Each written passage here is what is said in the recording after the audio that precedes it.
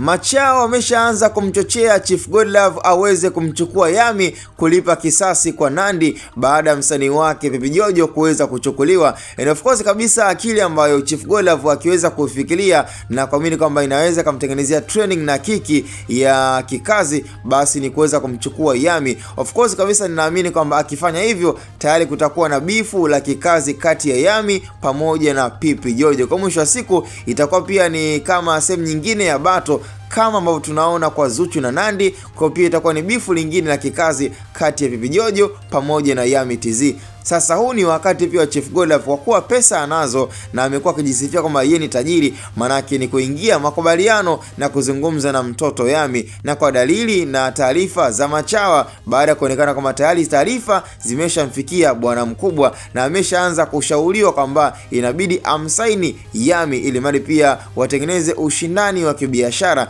Na tukifikiria na kwenda mbali zaidi, huu ni ushindani ambao pia utakuja kuleta pia faida kesho na kesho kutwa, hata kija kutokea vizazi vya Zuchu na Nandy vikapotea, manake ushindani utakuwa kati ya Yami pamoja na Baby Jojo. Kwa mwisho wa siku nafikiri ni ushindani ambao utakuwa ni mzuri, kama ambavyo leo hii tunaona msanii kama Harmonize, Mario ni wasanii ambao wanakuja kwa kasi, na ninaamini kabisa kitokea pia bifu kati ya Alikiba na Diamond likaja kufa na wasanii hawa katoka katika vizazi vyetu, manake moja kwa moja kwamba wasanii kama kina Mario watakuja kushikilia game, msanii kama Harmonize pia atashikilia game. Kwa mwisho wa siku pia Chief Godlove kwenye hili inabidi alifikirie na wasikilize machawa ambao tayari wameshaanza kutoa taarifa na kutaka kumshauri Chief Godlove aweze kumsaini Yami TZ ambaye kwa sasa yuko msanii peke yake Scorpion kama Scorpion. Kwa mwisho wa siku akiongezewa pia msanii mwingine wa kike inaweza pia ikamsaidia kibiashara zaidi, akatanua na pia zile trending na attention zikawa ziko nyingi, kwa sababu tayari atakuwa na msanii wa kike ambaye